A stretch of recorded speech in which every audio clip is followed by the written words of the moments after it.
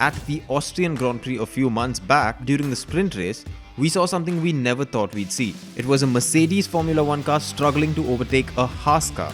Throughout the race, Mick Schumacher, who was driving the HAAS car, was under intense pressure from Lewis Hamilton in the Mercedes, but Schumacher dealt with it well. His teammate Kevin Magnussen was ahead of him, and that gave him a bit of DRS to fight back. Mick repeatedly asked the team to swap positions as he felt that he had much more pace.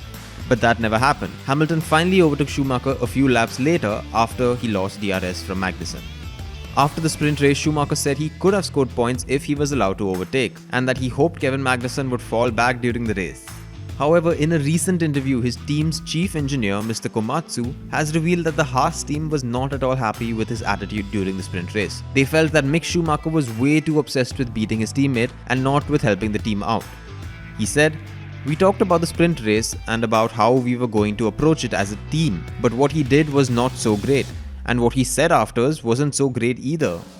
But the engineers understand where it comes from. In Formula 1, every driver wants to be champion, but sometimes the cars don't allow them to do that. So the next closest benchmark is your teammate. Teammates have the same car and the same facilities. This is why they provide a more accurate measuring point rather than a Ferrari or a Red Bull driver. This season, Schumacher has contributed 36% of the team's points, compared to 64% given by the much more experienced Kevin Magnussen. This has led to a lot of speculation about Schumacher's future, with team boss Gunther Steiner even saying that Mick lacks consistency. According to Chief Mechanic Komatsu, he said, "Sometimes Mick focuses too much on his teammate.